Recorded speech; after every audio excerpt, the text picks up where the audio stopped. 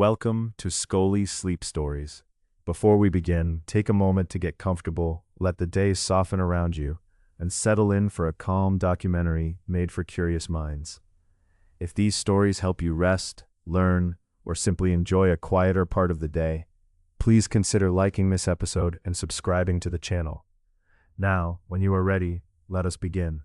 Chapter 1: Before the City. A desert shaped by water and wind.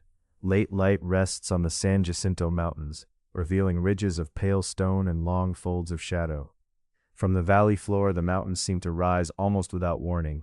Their steep eastern face stands above the open desert, while at their feet, sand lies across broad slopes shaped by ancient floods. A few grains lift in the evening wind. They travel a short distance, then settle again among stones and low shrubs. There may be no visible stream nearby, yet below the surface a hidden thread of water moves through layers of gravel and sand. It follows routes shaped by mountains, faults, and the structure of the earth. In some places the water sinks deep below the desert floor. In others it rises close enough to the surface to support a patch of green. This is the landscape in which Palm Springs would one day grow, but before streets, hotels, houses, and swimming pools, there were canyons, springs, dunes, washes, and pathways. There were plants and animals adapted to heat and dryness. And there were people who knew where water gathered, where shelter could be found, and how the seasons moved across the land. Palm Springs lies at the western end of California's Coachella Valley, beneath the high wall of the San Jacinto Mountains. The valley extends southeastward, opening gradually toward the Salton Sea. It is part of a much larger lowland called the Salton Trough, which includes the Coachella Valley, the Imperial Valley, and the Salton Sea. A trough is a long, low basin. This one was formed by the slow movement of the Earth's crust. The ground beneath Southern California is divided among enormous sections of rock called tectonic plates. In this region, the Pacific Plate and the North American Plate move past one another. The motion may be measured in small amounts from year to year, but over immense spans of time, it has helped rearrange entire landscapes. The San Andreas Fault passes through the region, accompanied by several related faults. A fault is a break in the Earth's crust along which rock has moved. Faults are often associated with earthquakes, but their long influence can also be seen in mountains, valleys, drainage routes, and underground water systems. As some sections of land rose, mountains formed.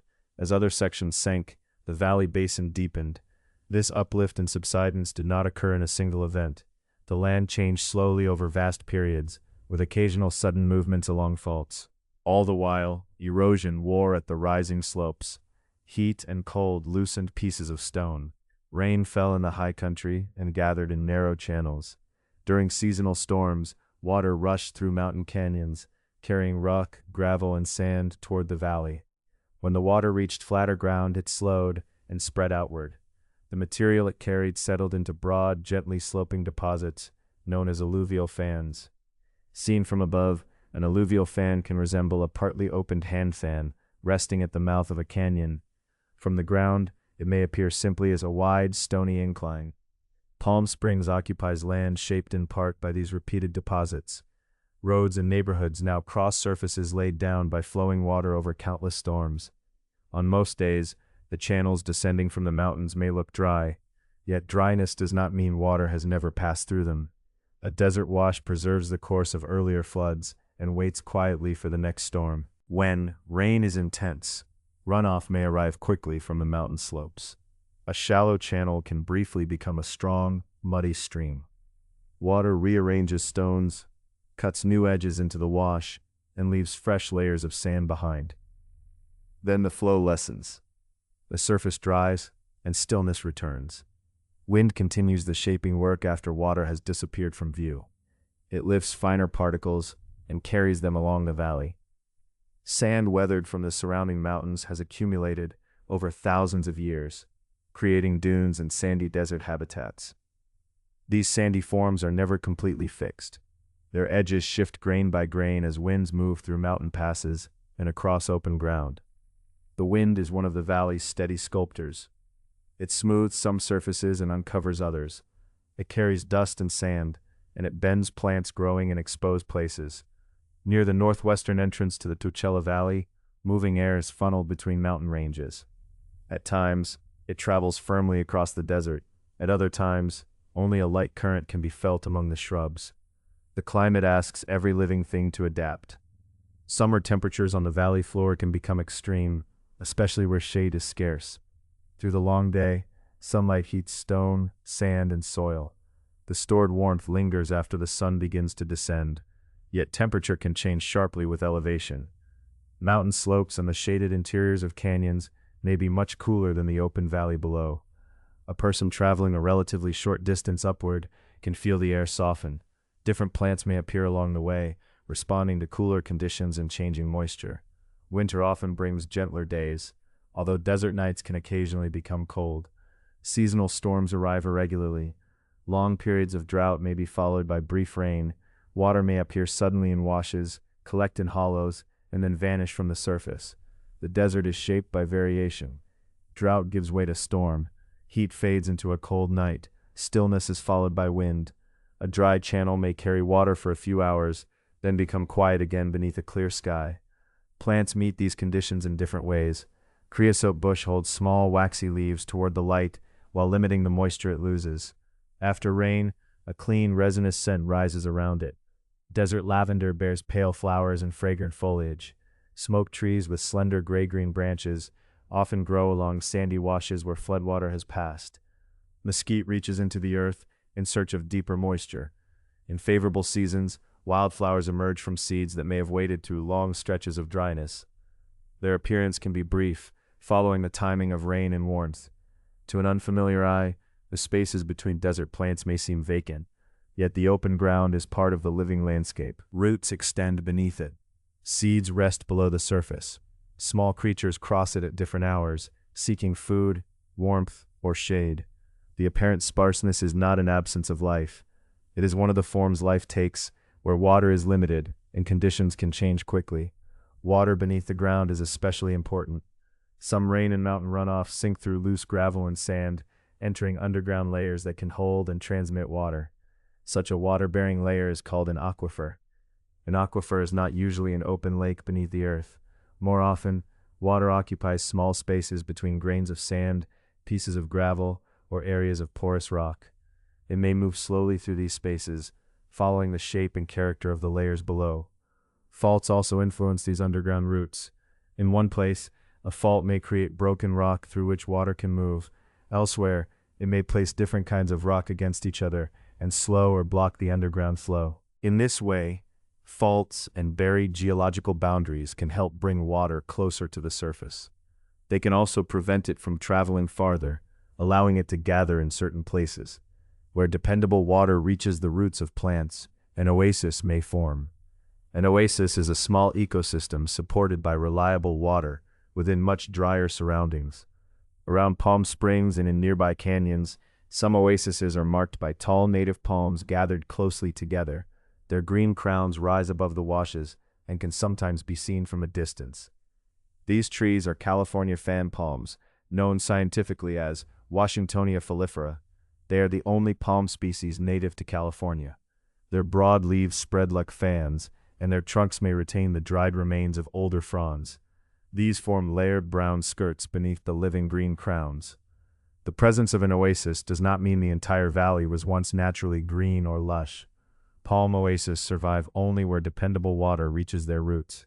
Beyond those places are desert shrubs, sandy washes, rocky slopes, dunes, and open ground. The contrast between the oasis and the surrounding desert is part of what makes each source of water so important. Modern Palm Springs contains palms along streets, in gardens, around swimming pools, and beside buildings. Many are ornamental plantings, including palm species brought from elsewhere. Their abundance can create the impression that palms once covered the valley's floor. The native California fan palms, however, belong to particular water-fed places. Their location carried information. A grove could indicate dependable moisture, shade, shelter, and a cooler resting place within a canyon.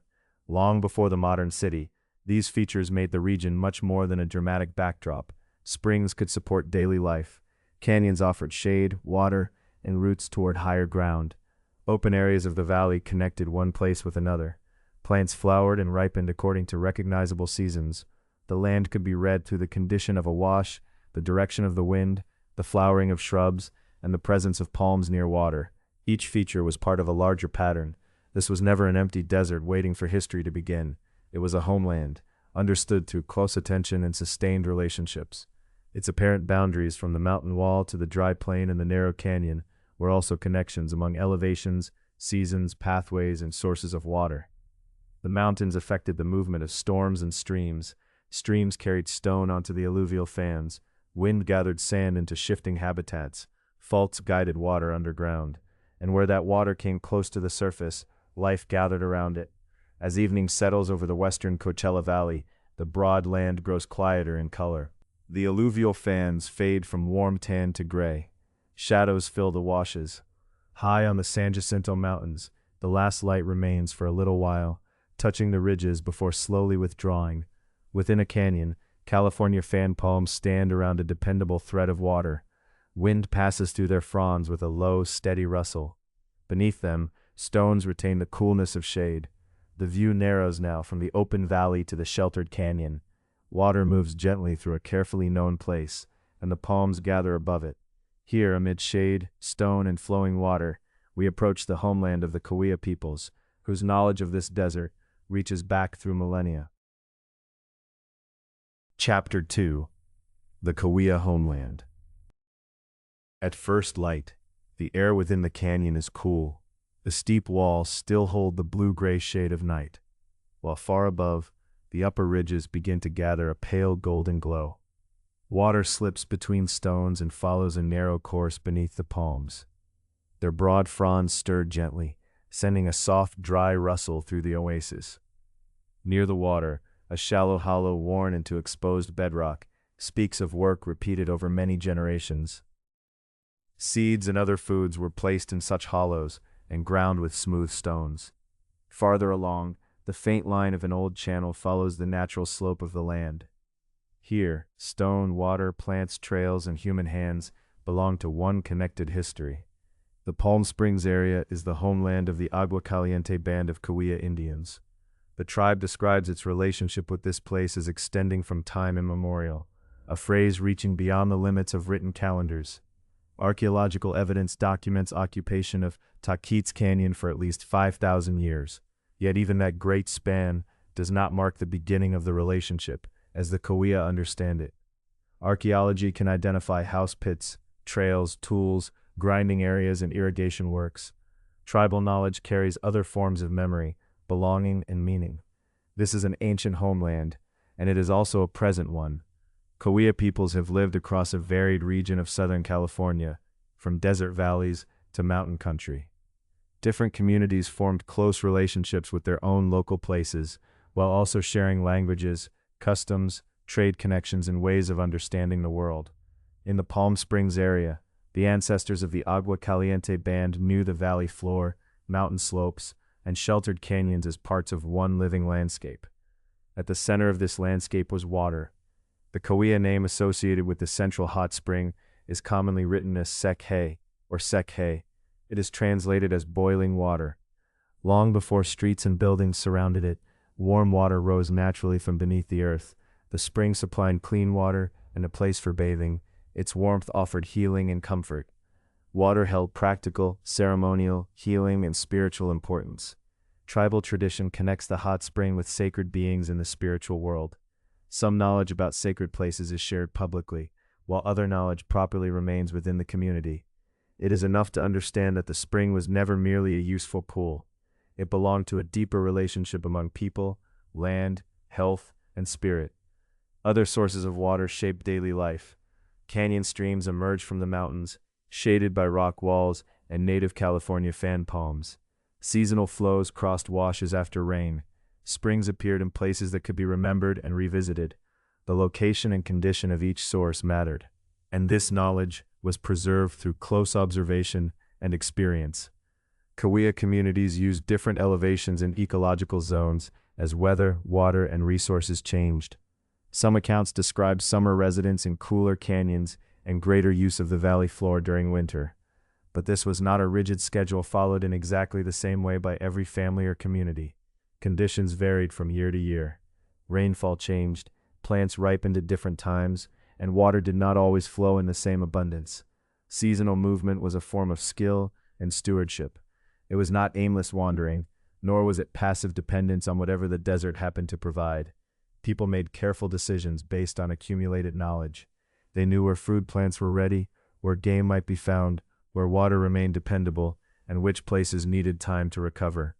Moving among different environments allowed communities to respond thoughtfully to the rhythms of the land. The region offered many foods, though each required knowledge and labor. Acorns were gathered in mountain country and carefully prepared. Mesquite trees produced long pods that could be collected and processed. Native fan palms bore dark fruit in heavy clusters. Seeds, wild fruits, agave, and yucca added to the foods available across different seasons and elevations. People also hunted game, drawing upon a close understanding of animal behavior, trails, weather, and terrain. A simple list of foods cannot convey the depth of knowledge behind their use. Rainfall influenced when plants flowered, soil and elevation shaped where they grew. Some foods needed roasting, soaking, pounding, drying, or other preparation. Others had to be gathered during a brief season. Families learned which sources of water could support a journey, and how conditions in one part of the homeland differed from those in another. On a quiet morning, mesquite pods might be gathered beneath a tree whose roots reached deep into the desert soil. In another season, acorns might be carried down from higher ground. At a bedrock grinding place, the steady motion of stone against stone gradually transformed a harvest into food. The smooth depressions remaining in the rock are records of daily life. They were not formed in one afternoon, but shaped through work repeated across generations. Plants also provided materials for useful objects. Palm fronds could become roofing. Other fibers were twisted into cordage, woven into sandals, shaped into baskets, or used for many practical purposes. A traditional dome-shaped Cahuilla dwelling is called a quiche, also written in English as quiche. Its form made careful use of local materials and knowledge suited to the climate. Shade was important in the desert, as was the movement of air. A dwelling answered the conditions of its place. Nearby spaces supported cooking, tool-making, food preparation, work, teaching, and conversation. A village was more than a collection of shelters. It was a community shaped by relationships, responsibilities, water, and shared space. Basketry joined everyday usefulness with artistry. Fibers were gathered at the proper time, then prepared, sorted, and coiled with patient precision. Baskets served many purposes, including gathering, carrying, storage, and food preparation. Their forms reflected the work they were made to perform. As fibers coiled beneath practiced hands, knowledge could pass from one generation to the next. Small movements taught essential skills: how to select a plant, how to prepare a strand, and how to keep the form even. The completed basket held both beauty and the memory of its making. Cahuilla water management also shaped the landscape in visible ways. Stone-lined irrigation ditches carried canyon water toward village fields. Remnants of these features survive in Taquitos, Andreas, and Chino canyons. The channels used gravity, guiding water along a carefully judged descent. Dams and reservoirs also helped direct and hold the flow. These systems required cooperation and regular attention. Stones could shift, sediment could gather, seasonal water might alter a channel. People returned to clear, mend, and adjust the irrigation works according to the conditions of each year. Water management was not simply a set of constructed features. It was an ongoing practice of observation, responsibility, and care. Archaeological remains across the area preserve traces of Cahuilla communities. House pits marked places where dwellings once stood. Bedrock grinding areas record the preparation of food. Trails connected water, villages, fields, and gathering places. Dams, reservoirs, rock art, and irrigation features add further layers to the landscape. These remains are valuable, but they are not the whole of Cahuilla history. Sites and objects can reveal where certain activities took place. They cannot by themselves explain every relationship, teaching, song, or memory. A fuller understanding begins by recognizing the living people whose ancestors made and cared for these places, and whose culture continues today. The trails extended beyond the immediate valley. Cahuilla trade networks connected communities with neighboring peoples along regional routes. Shells, foods, minerals, animal products, tools, and other useful materials moved from one ecological region to another. Knowledge traveled as well. News, skills, and understandings of distant places accompanied physical goods. A trail was more than a line between 2 points. It was a path of relationship, renewed whenever travelers crossed a pass, entered a canyon, or arrived within another community. One living cultural tradition carrying geography and memory is Cahuilla bird singing. Bird songs hold migration accounts, descriptions of the land, community identity, and histories passed through generations. They are not relics preserved outside ordinary life.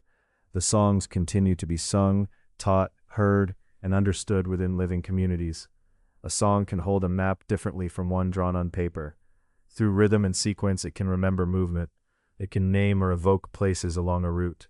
It can connect singers and listeners with those who came before, while remaining fully part of the present. Memory lives not only in objects and sights, but also in voices, gatherings, and relationships. The Agua Caliente band of Cahuilla Indians remains a sovereign tribal nation. Sovereignty includes the tribe's inherent authority to govern itself and its affairs. Cahuilla people continue to protect cultural places, sustain traditions, care for their homeland, and shape the future of the Palm Springs area. Their history does not end when newcomers arrive. It continues through every period of change. By evening, the canyon walls take on muted shades of rose and brown. Palms stand dark against the fading sky, and water moves along the channel with the same quiet persistence it held at dawn. Beyond the oasis, one trail climbs toward a pass, while another descends toward the open valley. For generations, such paths connected villages, resources, relatives, and neighboring peoples. In time, travelers from Spanish, Mexican, and American worlds would enter the region. They would follow some of these pathways, alter others, and give new names to ancient routes. Yet beneath those later names remained a homeland already mapped by water, work, memory, and song. As the last light withdraws from the canyon, a voice carries gently through the evening air. The song follows a remembered geography, and the water continues over stone. Chapter 3: New Borders Across an Ancient Land. Across the open valley, a narrow trail followed the easiest ground between sandy washes and low ridges. In the clear desert air, travelers could see far ahead. The San Jacinto Mountains rose to the west, changing from brown to rose and then to muted violet as the sun crossed the sky. Here and there, the green crowns of native fan palms marked places where water gathered near the surface. To those approaching across the dry land, the palms offered a familiar sign. Water, food, and shade were near. Long before roads were measured, borders drawn, or routes recorded on paper, Cahuilla people traveled through this landscape along well-known pathways. Trails connected villages with springs, canyons, mountain forests, neighboring communities, and distant trading partners. They led toward seasonal foods and ceremonial gatherings. Knowledge of the routes was carried through stories, practical teaching, and generations of experience. When travelers from the Spanish colonial world began moving through Southern California, they entered a country already connected by indigenous networks. The place now called Palm Springs lay well inland from the main chain of Spanish coastal missions. Its distance from that mission corridor delayed the kind of intensive colonial occupation experienced in other parts of California. The mountains and open desert placed the valley beyond the most heavily traveled coastal routes. Distance, however, did not mean isolation. Political and economic changes could travel far beyond the mission settlements. News, trade goods, livestock, and illnesses moved between communities and across broad regions. Cahuilla people had long-standing relationships with neighboring native peoples whose lands extended toward the coast and the Colorado River. As Spanish influence expanded elsewhere in California, its effects gradually reached the valleys and canyons around Sequi, the warm spring at the center of the Agua Caliente homeland. In 1774, the Spanish officer Juan Bautista de Anza led an expedition northward from Sonora toward Alta California. Another expedition followed in 1775 and 1776. Together, these journeys helped establish an overland route between Sonora and Spain's colonial settlements in California. De Anza's expeditions passed west of the immediate Palm Springs area. Even so, they formed part of a wider movement of travelers through Southern California. The route was not a discovery of an empty or unknown land. De Anza's parties depended on native guides, indigenous knowledge of water, and travel corridors that native peoples had used for generations. A path might acquire a Spanish name in a written account, yet the ground beneath that name held a much longer history. The location of water, the safest passage through a mountain gap, and the firmest way across the desert had already been learned and remembered. New traveler followed a geography known to the people of the region. For those living near Sekhi, these expeditions did not transform daily life in a single moment. A distant government might claim a province or give a new name to a familiar place, while the spring continued to rise and the palms continued to grow. The effects appeared gradually.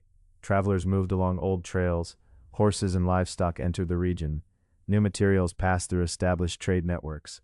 Beyond the mountains, colonial settlements grew. Small changes accumulated, becoming part of a wider pattern that unfolded over many years. Mexico became independent from Spain in 1821, and California passed from Spanish colonial rule into the new Mexican nation. Once again, the political identity of the region changed through decisions made far from the spring at Sekhi. In the valley, the mountains remained where they had always been. Water still rose from beneath the earth. Agua Caliente families continued their relationships with village places, gathering grounds, trails, and neighboring communities. Yet the larger systems around them now carried different authorities, laws, and ambitions. Between 1823 and 1826, José Romero explored a possible route between California and Mexico. During these expeditions, Romero encountered the spring at Sekhi. Spanish speakers applied the name Agua Caliente to the spring, meaning hot water. In time, this name also became associated with the Cahuilla community whose homeland centered upon it. The Spanish name described an immediately noticeable quality of the water. Yet Sekhi was not a spring waiting for an outsider to find it. It was already known, used, and understood. The two names suggest how a landscape can hold different layers of language. A visitor's description may enter a journal and later appear on a map, while the older name continues to carry the memory of enduring relationships with the place. During the Mexican era, trails, livestock, commerce, and travelers brought increasing contact across inland Southern California. Paths carried merchants, messengers, and people moving between distant settlements. Livestock traveled through the dry country and gathered near water. Such movement created opportunities for trade, but it also brought new pressures. Animals could disturb plants and other resources near springs. New ideas about property did not always recognize indigenous patterns of residence and land use. A place might appear empty to someone unfamiliar with seasonal movement, even though it remained part of an inhabited and carefully understood homeland. A trail could seem like open ground to a newcomer, while for local families it connected water, food, relatives, ceremony, and memory. Another distant political change came in 1848. After the Mexican-American War, the Treaty of Guadalupe Hidalgo transferred California from Mexico to the United States. On paper, sovereignty had shifted once more. On the ground, there was no single morning when the valley suddenly looked different. The palms still stood beside the spring, and familiar paths crossed the open land. Over time, however, United States laws, officials, settlers, surveys, and land claims began to affect the region more directly. The Treaty of Guadalupe Hidalgo did not recognize or secure Agua Caliente title to the homeland around Sekhi. Under the expanding American system, ownership was often expected to appear in documents accepted by government authorities. Indigenous title, grounded in generations of residence, use, responsibility, and cultural connection, was not adequately protected by that system. In 1852, Cahuilla leaders participated in negotiations for the Treaty of Temecula. It was one of several treaties negotiated in California between Native representatives and agents of the United States. These agreements were meant to identify lands and establish federal promises to Native communities. Including the Treaty of Temecula, it remained unratified. An unratified treaty is an agreement that has been negotiated, but never formally approved. Native leaders had participated in the discussions and heard promises made, yet those promises were not put into effect. The failure to ratify the treaties left Native communities without the promised federal protection of extensive lands. Meanwhile, settlement and appropriation continued to place pressure on indigenous homelands. During these years, communities also faced a devastating epidemic.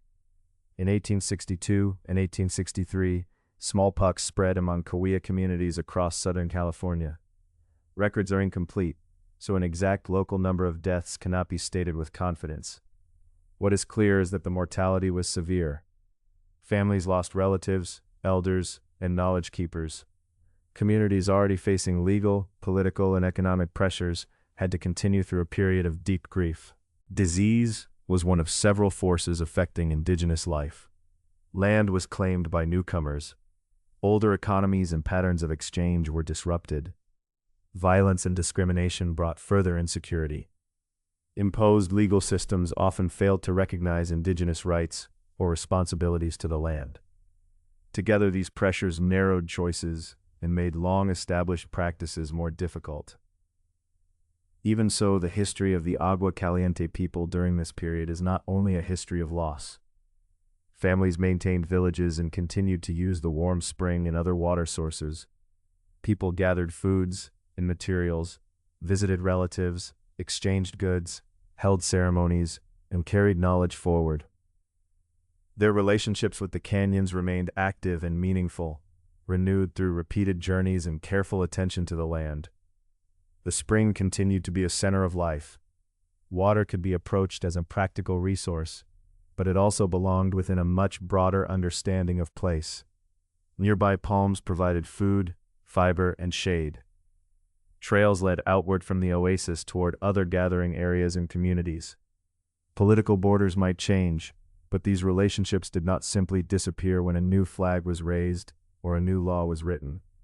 Meanwhile, older travel corridors continued to guide newcomers. In the 1860s, the Bradshaw Route opened across the desert. It connected Southern California more directly with the Colorado River and mining districts farther east. Like the Spanish and Mexican routes before it, the Bradshaw Route followed and modified much older indigenous travel corridors. Wagons left broader marks than footsteps. Wheels pressed into the pale earth, and hooves disturbed the ground beside them. Travelers looked for reliable passages through the desert and stopping places near scarce water. Once again, the practical knowledge embodied in older trails shaped the movement of people who had arrived with different maps and purposes. Before the railroad entered the valley, a stage station brought travelers near the warm spring and palm oasis. After a long crossing, the palms must have appeared slowly on the horizon, their green fronds distinct against the dry slopes and open sky. They signaled water and a place to rest. For Agua Caliente families, however, the oasis was not merely a convenient station along someone else's road. It remained part of home. Village life, water use, ceremony, trade, and ties to the canyons continued despite the pressures surrounding them. The land held older meanings than those recorded in a stage schedule or traveler's account. By late afternoon, wagon tracks stretched across the pale ground beside pathways older than any written map. Wind moved lightly over them, softening their edges without erasing the direction they followed. Beneath the newer road remained the enduring logic of the country, a safe line crossed between mountains, a firmer path curved around loose sand. Every route eventually bent toward water. Ahead, the palms stood quietly, just as they had for generations. Their fronds moved in the cooling air, and the spring at Seke continued to rise from beneath the earth. Soon another kind of travel would enter the valley. Steel rails and survey lines would place a new pattern across the ancient homeland. For now, evening settled over the stage road. Old paths remained visible beneath the wagon tracks, and somewhere beyond the stillness of the oasis, the distant age of the railroad was drawing near. Chapter 4: Railroads, Reservations, and the Checkerboard Map. Across the bright floor of the Coachella Valley, a train appeared as a dark, moving line. Its locomotive drew a narrow trail of smoke through the clear air, while the steel rails caught the sunlight in brief flashes. From a distance, the train seemed small beneath the San Jacinto Mountains. Yet the changes it carried into the valley would be large and lasting. In 1876, the Southern Pacific Railroad completed its line through the northern Coachella Valley.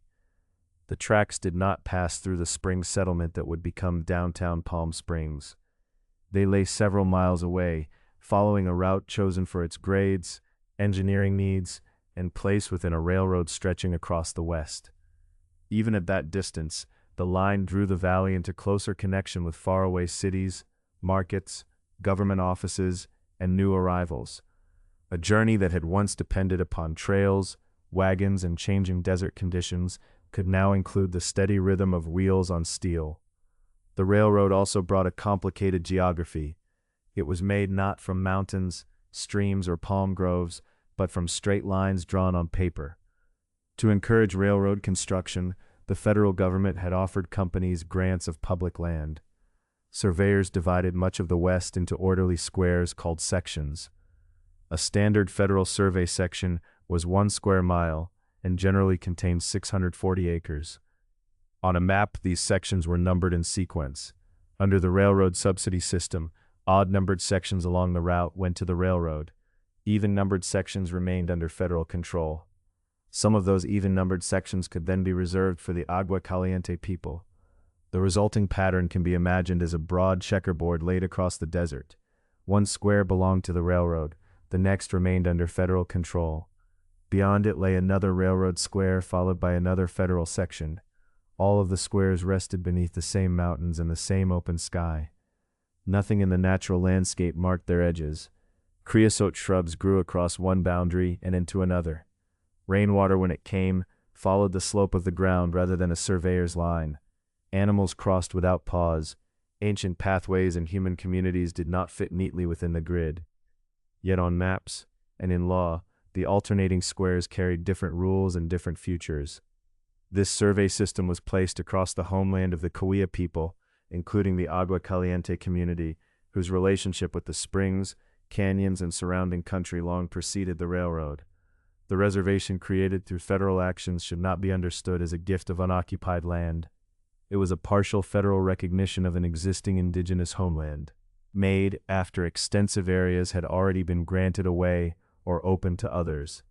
On May 15, 1876, President Ulysses S. Grant set aside Section 14 and part of Section 22 for the Agua Caliente. Section 14 included the hot spring and nearby land that would later become central to Calm Springs. The following year, President Rutherford B. Hayes expanded the reservation by adding alternating sections. Later adjustments, including one in 1907, further shaped the reservation boundaries.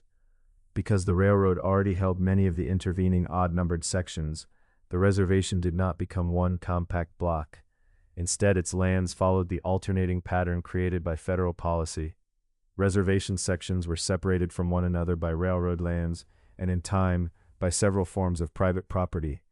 This arrangement became known as the checkerboard. The word describes the pattern visible on a map of ownership or jurisdiction. It does not describe anything that can readily be seen on the desert floor. A traveler might walk from one section into the next, without encountering a fence, a sign, or any change in the soil. The same sunlight fell across both parcels, the same wind moved over them. Still, the legal difference could shape who was allowed to build a road, issue a permit, collect a tax, provide water, approve a lease, or decide how a parcel might be used. The Agua Caliente Indian Reservation extends through areas now within Palm Springs, Cathedral City, Rancho Mirage, and the nearby mountains. A cautious estimate places it at roughly 31,500 acres of reservation lands, although totals vary among sources. Some figures describe the full reservation boundaries. Others count particular categories of trust land. Still others refer to the tribe's much broader ancestral homeland. These descriptions are related, but they do not mean the same thing. Land within the reservation is not held under one uniform form of ownership. Some land may be held for the tribe as a whole. Some is connected to individual Agua Caliente members through allotments. Some is trust land, while other parcels are fee land. Trust land is property for which the United States holds legal title and trust for a tribe or an individual native owner. Special federal responsibilities and restrictions are attached to it. Fee land, by contrast, is held under more ordinary forms of property ownership. It can generally be sold and taxed according to the laws that apply to it. An allotment is a parcel assigned to an individual native person rather than held collectively for the entire tribe. Federal officials promoted allotment throughout Indian country during the late 19th and early 20th centuries. They often claimed that dividing lands into individual parcels would simplify ownership. In practice, allotment policies frequently weakened tribal land bases and placed native property under distant federal administration. Decisions about local land could become dependent upon officials working far from the people, springs, and canyons most directly affected. The 1891 Mission Indian Relief Act authorized individual allotments for Native communities in Southern California. Authorization, however, did not bring quick clarity. Surveys, administrative decisions, inheritance questions, and legal disputes continued over many years. At Agua Caliente, allotment work began in the 1920s. Even then, the process moved slowly. The first formal Agua Caliente allotment schedule was not approved by the federal government until 1949, more than half a century after the law authorizing allotment had been passed. During those decades, Palm Springs was changing. Roads appeared across the valley floor. Hotels and homes were built. Land values rose sharply in some locations, while other parcels remained difficult to reach or develop. The individual allotments also varied greatly in value. One person might receive land near a growing commercial area. Another might receive steep mountain terrain or a parcel without convenient road access. These differences contributed to litigation and to federal efforts intended to equalize the allotments. Long administrative delays also limited the Agua Caliente Band's ability to benefit from development taking place within its own reservation. Non-indigenous settlers could purchase railroad land and make decisions under the rules governing private property. Tribal trust land, however, remained subject to federal restrictions. The band and individual allotees could not always sell or lease their land freely. Leases might require federal approval. For many years, permitted lease terms were too short to attract the financing often needed for substantial buildings. Two neighboring parcels could therefore face very different possibilities. On one square, an owner might arrange a sale and begin construction. On the next, an Agua Caliente owner might wait while federal officials reviewed a proposed lease or other decision. The checkerboard was not a system freely designed by the tribe. It was the result of railroad grants, reservation orders, allotment policy, and federal administration layered over an indigenous homeland. As Palm Springs grew, these distinctions entered ordinary daily life. A proposed street might cross several forms of property. A water line could begin on municipal land, pass through a privately owned former railroad section, and then reach trust land. A utility connection might require agreements among the tribe, individual owners, the city, federal authorities, and private companies. Police and courts also had to consider jurisdiction. Jurisdiction is the legal authority to make and enforce decisions in a particular place. Because the ownership pattern changed from section to section, questions of authority could become complicated. City planners faced similar concerns involving zoning, which determines where homes, shops, hotels, and other buildings may be placed. Tax rules could change from one parcel to another. Roads, sidewalks, water systems, and public services all had to cross boundaries that were invisible on the ground but clear in law. The legal map was intricate, yet daily life continued across it. Residents traveled to work and school. Water moved through pipes and irrigation channels. Visitors followed roads toward the mountain. Builders studied available parcels, and families considered where a house might stand. The checkerboard influenced these choices even when the people making them could not see its lines. For the Agua Caliente Band, the reservation remained both a homeland and a field of continuing legal responsibility. Tribal leaders worked across generations to protect the land, clarify ownership, improve leasing rights, and exercise their authority as a native nation. Their efforts became increasingly important as the quiet settlement near the hot spring developed into a growing city. The consequences of the paper grid would not remain confined to government records. They would shape neighborhoods, commercial districts, public services, and the relationship between the city and the tribe. They would also influence who could act quickly, who had to wait, and who held the power to make decisions about a particular piece of ground. Still, the land itself remained whole. By late afternoon, the railroad shadows slipped beside the tracks. Beyond it, long mountain shadows moved eastward across the valley floor. They passed over odd-numbered and even-numbered sections without pause. They crossed trust land, individual allotments, former railroad parcels, private property, and open desert, joining them for a moment beneath a single shade. A whistle sounded in the distance, then gradually faded into the quiet air. Near the oasis, another story was beginning on a smaller scale. A family would arrive and look toward the spring. Their attention would turn to adobe walls, irrigation ditches, orchards, and rows of young trees. The broad grid drawn across the map would soon meet the careful work of hands in desert soil. As evening settled beneath the palms, the train passed onward. Behind it remained the invisible squares of law and ownership. Ahead lay the beginnings of a small settlement beside warm water. Chapter 5. The Beginnings of a Desert Settlement.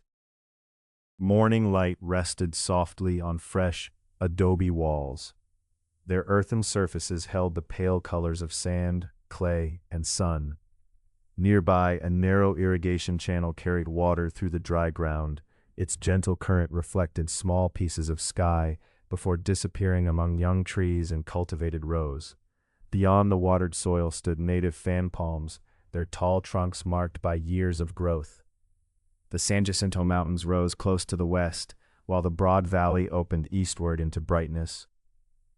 This was Agua Caliente, a place already known through generations of Cahuilla life, movement, and memory. Trails crossed the land.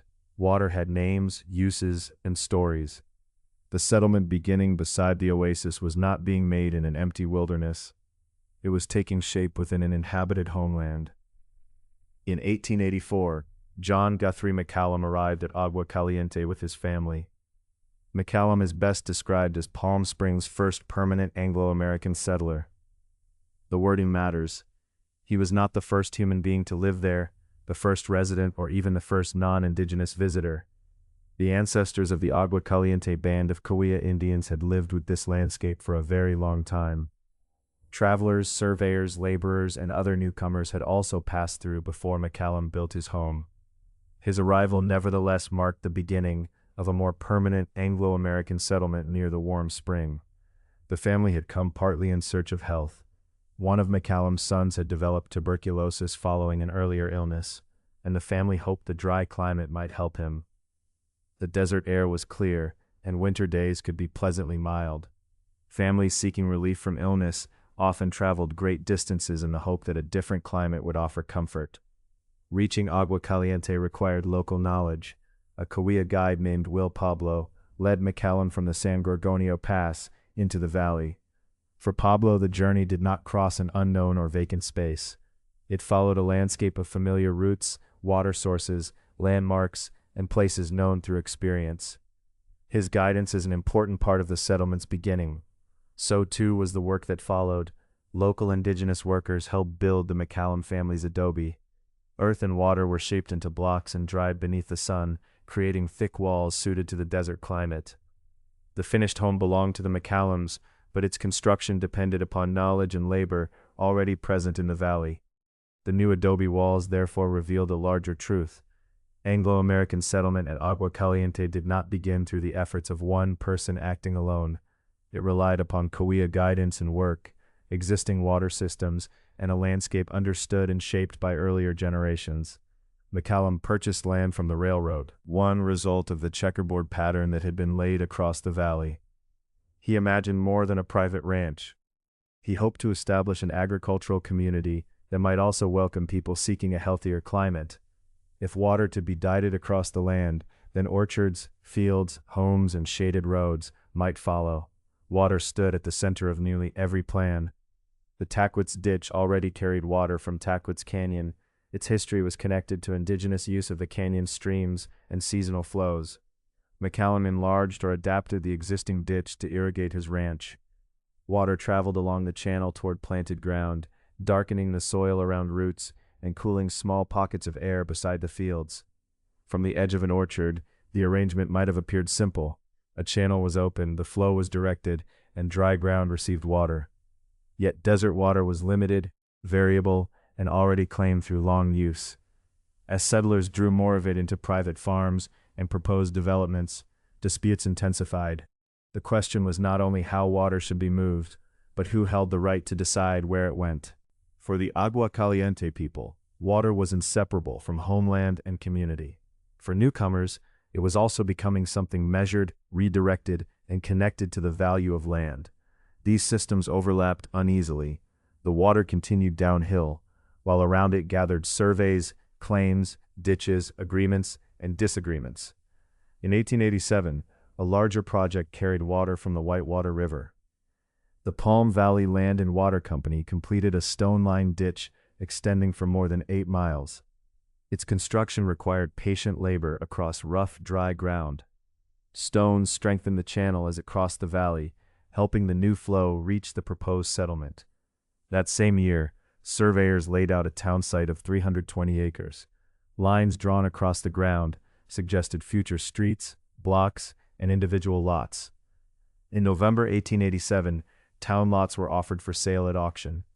Those considering a purchase could imagine houses beneath palms, gardens protected by shade, and fields supplied by the long new ditch. McCallum promoted the settlement as Palm Valley. The name suited the broad geography around it, but another name was already becoming more widely accepted: Palm Springs. The exact origin and first use of the name Palm Springs are not fully settled. Place names often emerge gradually through repetition rather than in a single official moment. A traveler uses a familiar description, a map or letter repeats it, a railway conversation or land notice carries it a little farther. In this case, the name referred broadly to the palms and to the spring or springs associated with the place. Palm Valley remained part of the early effort to promote the settlement, but Palm Springs gradually endured. The name joined two of the landscape's most visible forms, the tall palms above and the water rising from below. Agricultural hope filled the settlement's first years. Apricot trees set out delicate leaves, citrus promised green shade and bright fruit, figs and grapes appeared in cultivated plots, while alfalfa and other produce grew wherever sufficient water reached the soil. Along an orchard row, damp earth darkened the base of each young tree, water bags rested in the shade. Fences, sheds, adobe walls, and planted fields gave the small community a modest outline. Yet the desert did not become predictable simply because ditches had been dug. In the early 1890s, flooding damaged fields and orchards. Water moved across carefully planted ground, shifting soil and undoing some of the labor of earlier seasons. Trees and crops that had depended upon a controlled flow were vulnerable when too much water arrived at once. Then came the opposite hardship. Beginning in 1893 or 1894, a prolonged drought lasted for approximately 11 years. Irrigation became less dependable, and the young agricultural community struggled to maintain its orchards and fields. Trees planted with years of hope could not always survive without sufficient water.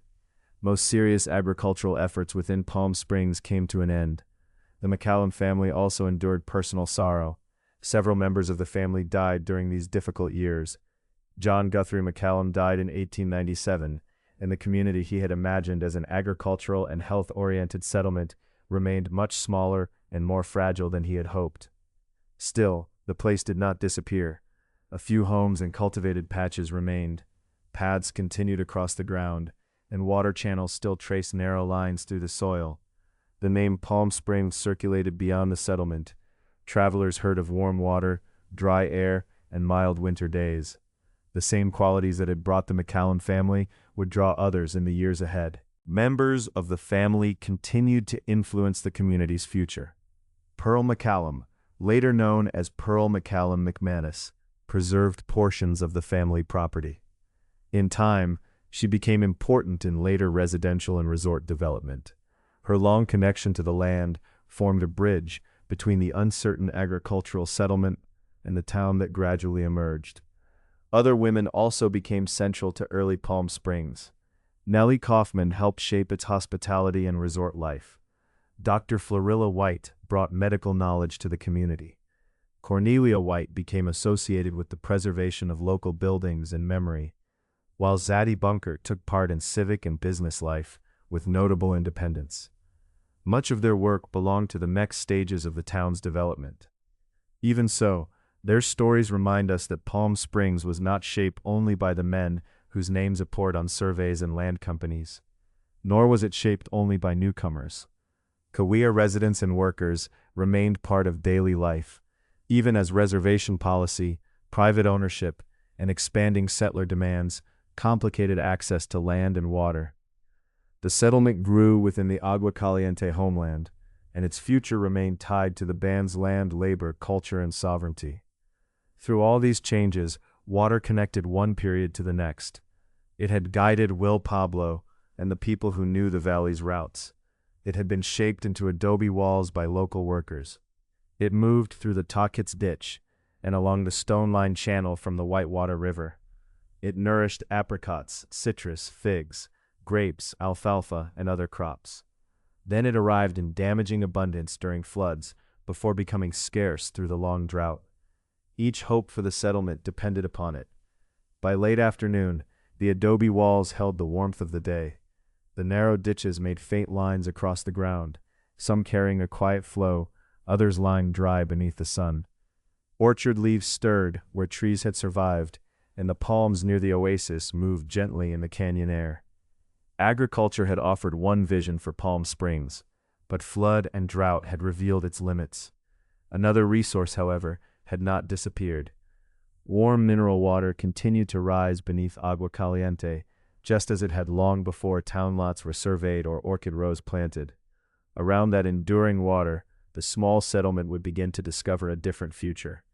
Modest lodgings, places of treatment, and winter retreats would welcome visitors who came not to plant orchards, but to rest in the dry air and sit beside the springs. Evening settled slowly over the valley. The young fields faded into shadow, the mountains deepened in color, and the warm water continued its quiet passage upward through the ancient ground. Chapter 6: Warm Springs and the Health Resort Era. In the cool stillness of a desert morning, warmth rose gently from the water at Agua Caliente. A faint veil of steam hovered above the spring, visible where the warm surface met the cooler air. Nearby, native fan palms lifted their broad green crowns against a pale sky. The lower slopes of the San Jacinto Mountains remained in shadow, while the highest ridges had already begun to receive the sun. The warm water had flowed here long before there was a settlement called Palm Springs. For the Agua Caliente people, it belonged within a homeland known through generations of use, care, and memory. Water supported daily life, offered a place for bathing, and gave the community its enduring name. As newcomers arrived during the 19th century, they too were drawn to the spring, though they often understood and described it through the customs and beliefs of their own time. Across the United States in the late 19th and early 20th centuries, many people believed that certain climates could help the body recover from illness. Dry air, abundant sunshine, and mild winter temperatures were thought to be especially helpful for people with respiratory conditions. Physicians sometimes advised patients to leave damp or cold cities and spend time in the deserts of California, Arizona, or New Mexico. These journeys reflected the medical thinking of the period. Climate did not provide a universal cure, and modern medicine does not regard dry air alone as a remedy for diseases such as tuberculosis. Yet before reliable antibiotic treatment became available, families often had few choices. A long stay in a quiet, dry place, with outdoor air and freedom from crowded cities, could seem both practical and hopeful. That hope had helped bring John Guthrie McCallum and his family to Agua Caliente. One of McCallum's sons had developed tuberculosis after an earlier illness, and the family hoped that the desert climate might help him. Like other settlers, the McCallums soon discovered that life in the valley was not simple. Heat, floods, uncertain irrigation, and isolation made agriculture difficult. Yet the same landscape that resisted some farming plans possessed qualities that appealed to visitors. There were warm winter days, clear air, broad mountain scenery, quiet surroundings, and mineral water rising naturally from the ground. At first, there was little formal lodging. Travelers stayed where they could, sometimes with local families or in very plain accommodations. Wellwood Murray, an early settler and businessman, opened what is generally regarded as the settlement's first hotel in 1886 or 1887. Historical sources vary slightly on the precise year. Murray's hotel was modest, especially when compared with the expansive resorts that would appear much later. Its importance lay less in luxury than in the simple fact that it gave visitors a recognized place to stay. It was one early sign that the settlement might find a future in hospitality as well as agriculture. A guest arriving in those years had completed a demanding journey. The railroad crossed the Coachella Valley, but Palm Springs itself was not yet an easy stop on a smooth tourist route. The final part of the trip could involve rough desert roads and slow travel over sand.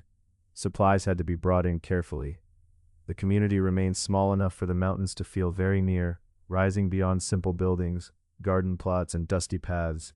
The land beneath and around the settlement was already divided by a complicated pattern. Alternating sections had been shaped by federal railroad grants, reservation boundaries, and private holdings. Much of the land was within the Agua Caliente Reservation, while neighboring parcels belonged to railroad or private interests. Early hospitality developed within this checkerboard landscape. Hotels, roads, wells, and gardens were all affected by questions of ownership and access. Water connected every part of settlement life. It moved through irrigation ditches where cultivation remained possible. It was raised from wells, carried into kitchens, and used for washing and bathing. At the warm spring, water was associated with comfort, rest, and health. In later decades, swimming pools would become one of the most familiar images of Palm Springs. But the town's relationship with water began much earlier and was far more essential. In a desert, water was never merely decorative. It shaped where people could live, what they could grow, and how they welcomed those who came to stay. A major turning point arrived in 1909 when Nellie Kaufman opened the Desert Inn and Sanatorium. The early Desert Inn was not yet the polished resort it would eventually become. It was a place of shelter, meals, fresh air, and personal attention set within a quiet landscape. At first, the inn received people seeking rest and also accepted guests with tuberculosis. Daily routines reflected the health practices of the time. Visitors spent long hours outdoors or on shaded porches. Regular meals, peaceful surroundings, and distance from crowded cities were considered part of recovery. The dry climate was central to the inn's identity, but so was Nellie Kaufman's hospitality. She helped make a remote desert stay feel reassuring and gracious. The work required patience and steady attention. Rooms had to be prepared, food arranged, water managed, and newcomers welcomed after their long journeys. Comfort in the desert depended on planning. Shade mattered, and so did the movement of air. A porch could become an outdoor room, giving guests a place to sit while remaining protected from the strongest sun.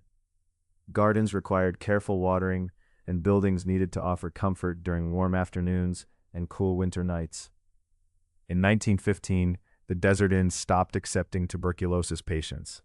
The change marked a broader shift in Palm Springs.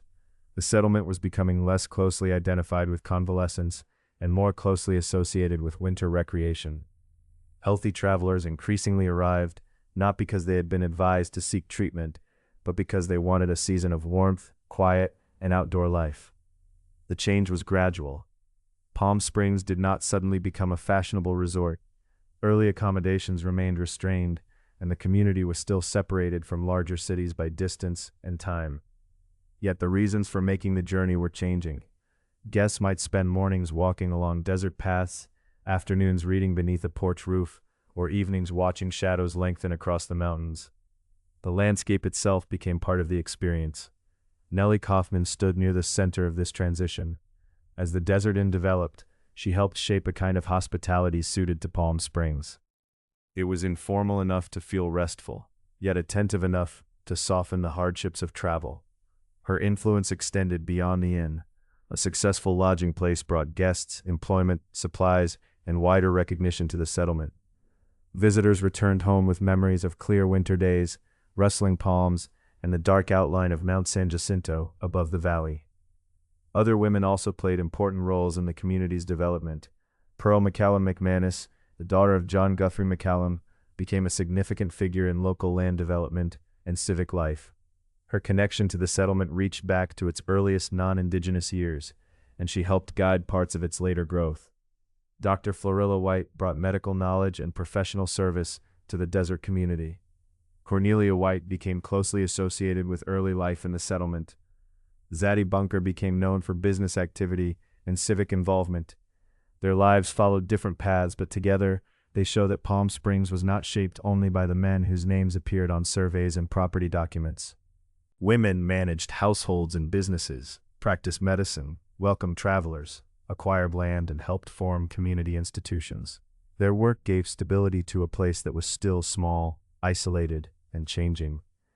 All of this activity continued within the homeland of the Agua Caliente band of Cahuilla Indians.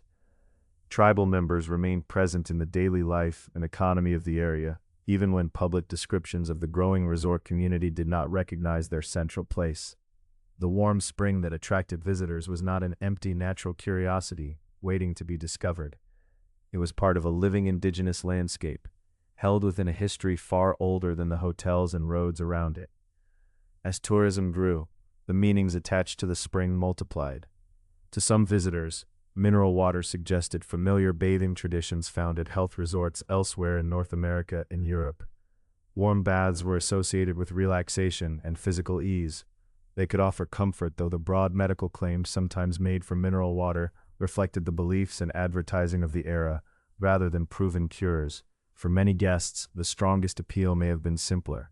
Warm water felt pleasant on a cool morning. Dry weather made winter days seem open and clear. The mountains gave the small settlement a sheltered quality, even as their steep walls reminded visitors of the larger desert beyond. The quiet was not manufactured. It came from distant, sparse settlement and the slow pace required by travel. It could be heard in the pauses between footsteps, in water moving through a narrow channel, and in palm leaves stirring high above a shaded porch.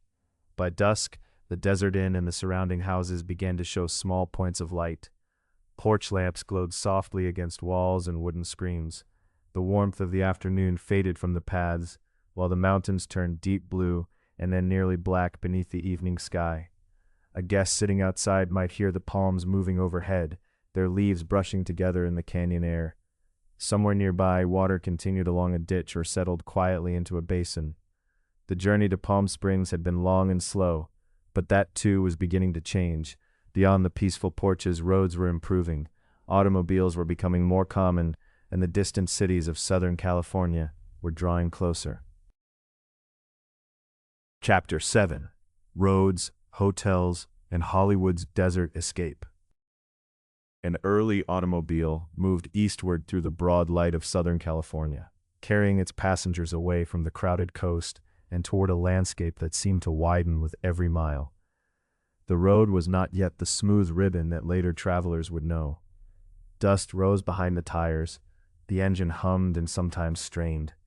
Inside the open car, hats were secured against the wind, and conversation paused whenever the way grew rough. Ahead, the mountains slowly became larger. At first, they appeared as pale shapes along the horizon. Then their ridges grew distinct, with blue shadows resting in the folds of stone. The travelers passed open desert, scattered shrubs, and distant palms suggesting the presence of hidden water. Each mile brought them closer to the steep eastern face of the San Jacinto Mountains and to the small settlement of Palm Springs. For earlier visitors, reaching this place had required patience. A railroad journey might be followed by a wagon or stagecoach ride. Roads could be uncertain, and desert weather could make travel uncomfortable. The distance from Los Angeles was not enormous on a map, but the time and effort involved made Palm Springs feel remote. The automobile began to change that feeling. In 1916, a highway connection with Los Angeles improved access to Palm Springs. The route was still part of an evolving network, built and upgraded section by section, but it offered motorists a more direct path into the Coachella Valley.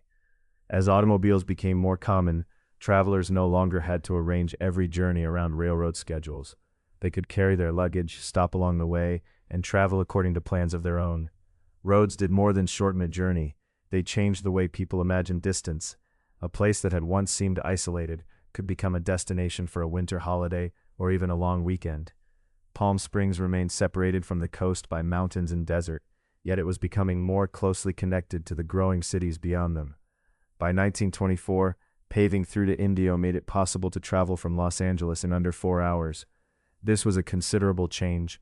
A motorist might leave the city in the morning, pass through mountain corridors and dry inland country, and arrive in Palm Springs while afternoon light still rested on the palms. The drive itself became part of the experience. Coastal air gave way to the drier atmosphere of the interior. Buildings became fewer and open views returned. As the car neared Palm Springs, passengers watched the San Jacinto Mountains rise abruptly from the valley floor. Their great wall of rock created a powerful sense of arrival, as though the road had entered a sheltered room beneath the sky. With easier access came more visitors. During the 1920s and 1930s, Palm Springs expanded beyond its earlier identity as a small health retreat. The dry climate and mineral water still mattered, but guests now arrived for many reasons. Some sought relief from cold winters elsewhere, some wanted sunshine and quiet. Others came to ride horses, walk beneath the palms, sit beside a pool, or spend several weeks moving at a gentler pace. Hotels increased in size and number. Guest ranches offered another kind of desert stay, combining comfortable rooms with an informal vision of outdoor life. Visitors might eat together, take guided rides, or spend long afternoons looking toward the mountains. The ranch setting suggested simplicity, though maintaining such a place required steady work. Horses needed care, meals had to be prepared, rooms were cleaned, gardens watered, repairs completed, and new arrivals welcomed. Palm Springs depended on this labor. Cooks, housekeepers, gardeners, builders, drivers, stable workers, clerks, and many others sustained the town's seasonal rhythm. Some lived nearby, while others traveled from communities elsewhere in the valley. Their work made the visitors' restful experience possible, even when their own days were long. As hotels and guest ranches multiplied, subdivisions also appeared. Roads were laid across land that had once seemed open and continuous. Houses gathered along quiet streets. Shops and services developed to meet the needs of residents and seasonal guests. Water had to be directed toward buildings, gardens, and pools. Electricity and telephone service became increasingly important. Gradually, the small settlement took on the shape of a resort town, yet this development did not move across a simple or empty map.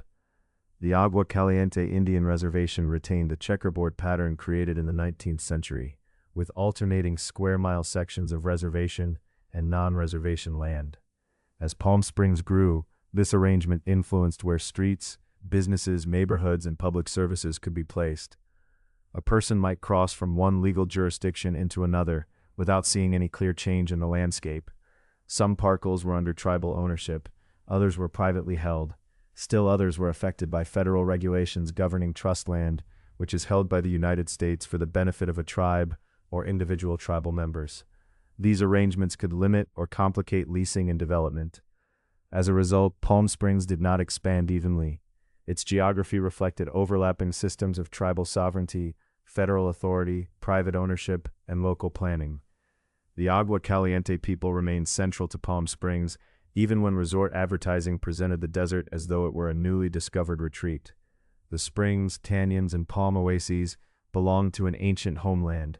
They were not scenery waiting to receive meaning from visitors. Automobile roads brought new movement through the valley, but those roads crossed a landscape already filled with names, memories, knowledge, and enduring relationships. Among the seasonal visitors were people connected with the motion picture industry in Los Angeles.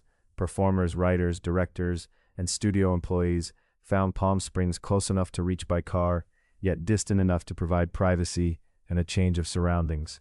Their presence gradually gave the town greater visibility.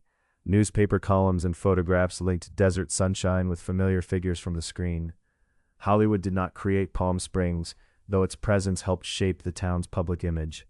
The deeper foundations were already in place.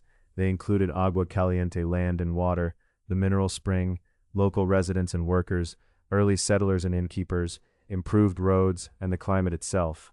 Film industry visitors were one part of a much larger change taking place across Southern California, as automobiles and tourism brought once distant communities into closer connection. The atmosphere of Palm Springs remained relatively modest. Hotels were often low buildings, settled comfortably into the horizontal desert landscape. Verandas and shaded walks softened the bright midday sun. Rooms opened toward gardens or mountain views. Pools reflected the sky, offering cool water in a region where every use of water required planning. Winter days could be mild, while evenings cooled quickly. Guests gathered on terraces as shadows traveled across the valley.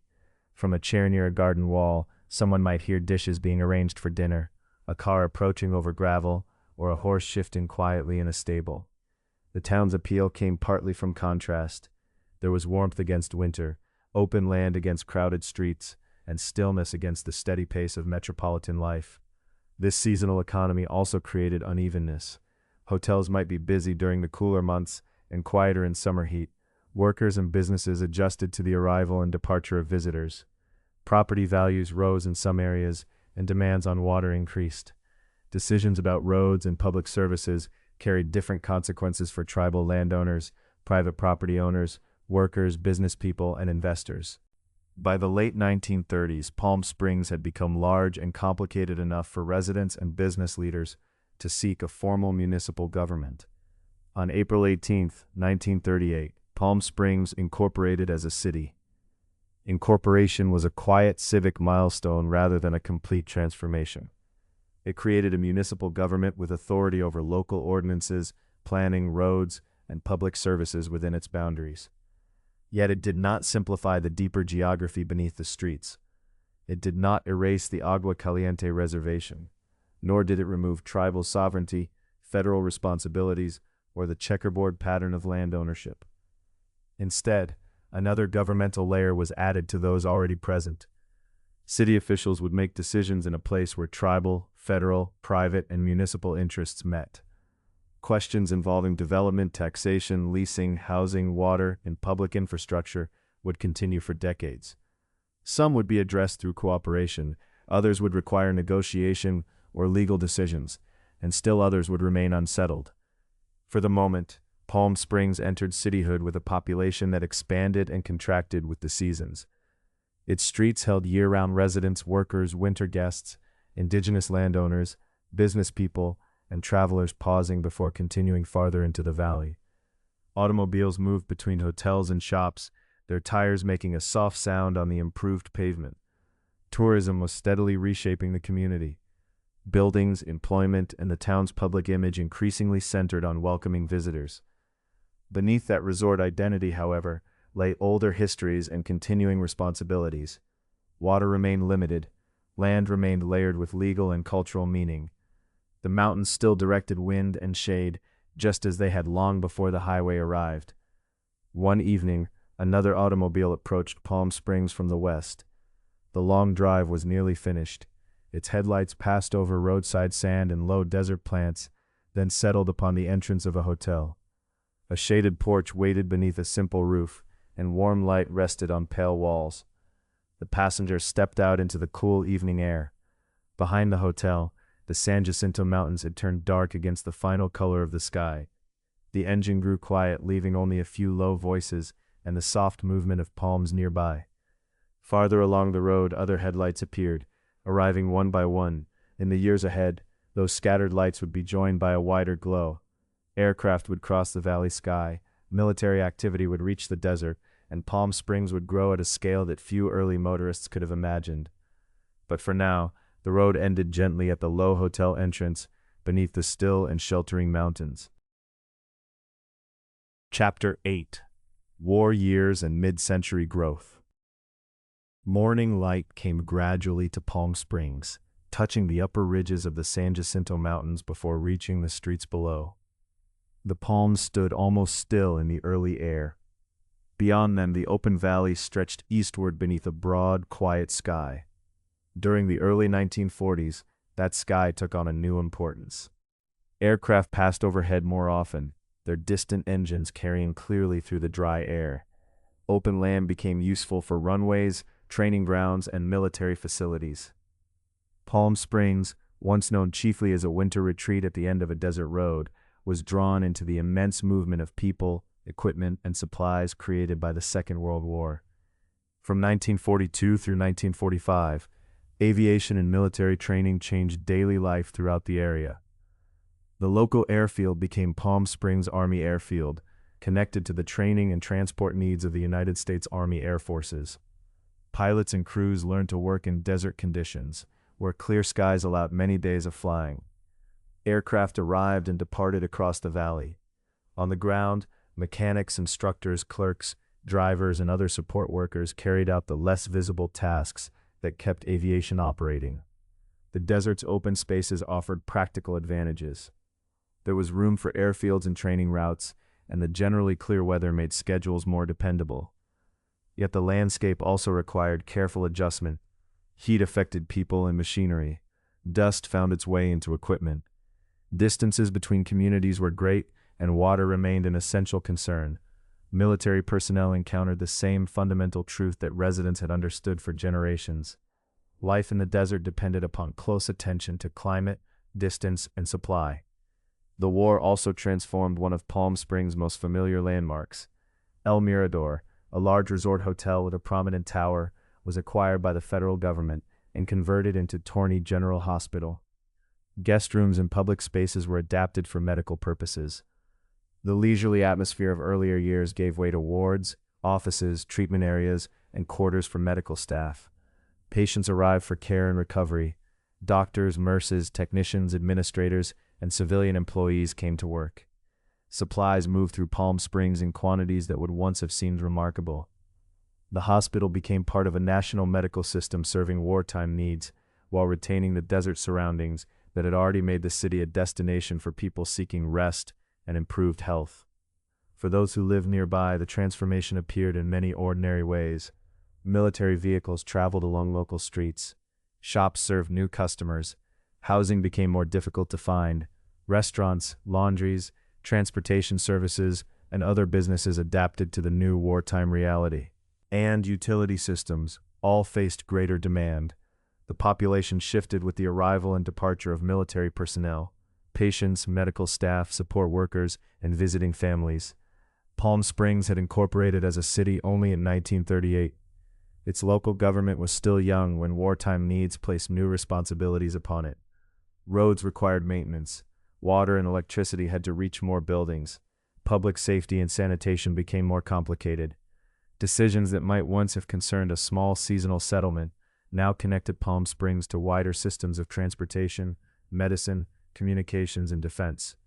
The war years did not erase tourism, but they altered its rhythm. Some hotels were used for military purposes, while civilian travel was constrained by fuel rationing and other wartime limits. Familiar resort spaces took on unfamiliar functions. Yet there was also a quiet continuity. Palm Springs had long offered shelter, dry air, and winter warmth. During the war, those same qualities were placed in the service of training, treatment, and recovery. By 1945, the immediate military emergency was coming to an end. Personnel returned home, facilities changed purpose, and civilian travel gradually became easier. Palm Springs, however, did not simply return to the scale and pace of the 1930s. Roads, air connections, institutions, and public services had expanded. Many people had now seen the valley for the first time. Some remembered the mountains, the winter sun, and the clean outlines of the desert. In time, they returned as visitors, investors, workers, and residents. Across the United States, the post-war years brought rising incomes to many families, wider automobile ownership, and strong demand for houses. Palm Springs participated in these changes with unusual speed. New subdivisions appeared on former open land. Streets extended into the desert, often in long lines that framed views of the mountains. Houses rose beside young palms and newly planted lawns. The settlement that had once clustered near a few springs, hotels, and commercial blocks began spreading outward across the valley floor. Construction became one of the central activities of the post-war city. Builders, carpenters, plumbers, electricians, gardeners, and road crews found steady work. Real estate offices offered vacation properties as well as permanent homes. Some residents came for retirement. Others opened businesses or found employment in construction and hospitality. Palm Springs was becoming more than a seasonal refuge. It was developing into a year-round community, although winter remained its busiest season.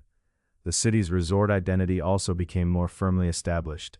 Hotels expanded, and new lodgings appeared. Swimming pools became especially important to the image of Palm Springs. A pool offered relief from the afternoon heat, but it also became a bright blue center of social life.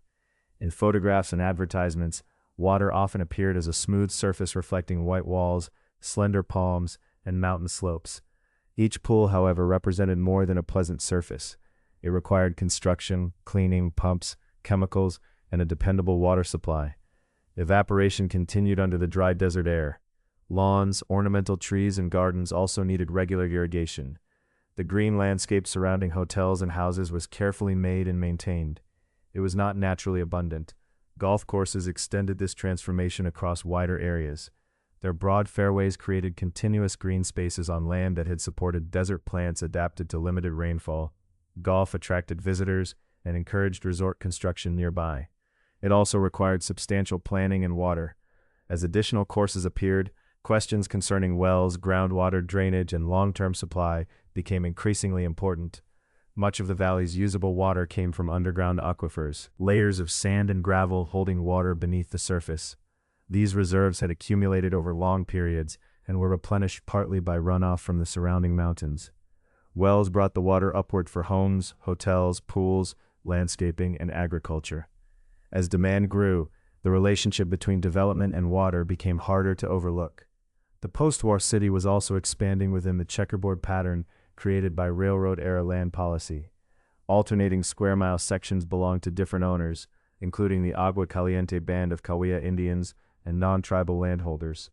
City streets and utility lines did not always fit neatly within those boundaries. A road might cross several kinds of property. A proposed neighborhood could require agreements among tribal landowners, federal officials, developers, and local government. For members of the Agua Caliente Band, the post-war period brought both opportunity and constraint. Tribal lands occupied valuable parts of the growing city, yet federal rules often limited the length and terms of leases. Because much reservation land was held in trust, decisions could involve federal approval and long delays. These restrictions made development more difficult, even as surrounding property rose in value. Changes to federal leasing law eventually allowed longer leases, making larger projects more practical on tribal land. This became an important foundation for future economic development and self-determination. Even so, progress was uneven. Questions of land use, taxation, public services, and political authority remained complex. Beneath the orderly lines of the new streets lay older boundaries and unresolved differences in power. The benefits of growth were not shared equally. New homes and prosperous resorts stood near areas where housing was crowded and public services were limited. Racial discrimination shaped where many Black and Latino workers could live, although their labor supported hotels, restaurants, gardens, construction projects, and households throughout Palm Springs. Indigenous residents likewise faced policies imposed from beyond their community. The polished appearance of the resort city depended upon people whose own neighborhoods often received far less public attention. These inequalities became especially visible in Section 14, a square mile of Agua Caliente reservation land near downtown. Its history involved tribal ownership, federal restrictions, scarce affordable housing, segregation, and the ambitions of city redevelopment. In later years, decisions made there would displace many residents and leave a lasting need for remembrance and acknowledgement. For the moment, during the early post-war decades, these pressures gathered as land values climbed around the section. Elsewhere, Palm Springs continued to present itself as a place of comfort and ease. Visitors drove along wider roads and entered hotels through shaded courtyards. New neighborhoods offered low houses with broad roofs and large windows. Air conditioning became more common, changing both architecture and daily routines. Summer, once a season when many businesses slowed or closed, became somewhat easier to endure indoors. Mechanical cooling did not end the importance of thoughtful desert design. Shade, orientation, airflow, and roof depth still mattered. Builders and architects studied the angle of the sun and the direction of mountain winds. Their work would soon give Palm Springs one of its most recognizable cultural landscapes, a form of modern architecture shaped by the desert climate. Yet even as buildings and roads multiplied, the older landscape continued to guide the city. The mountains directed wind and shadow. The dry heat determined the pace of outdoor life. Water made possible every garden, pool, fairway, and new household. Growth could alter the surface of the valley, but it could not remove the conditions that had always shaped life there.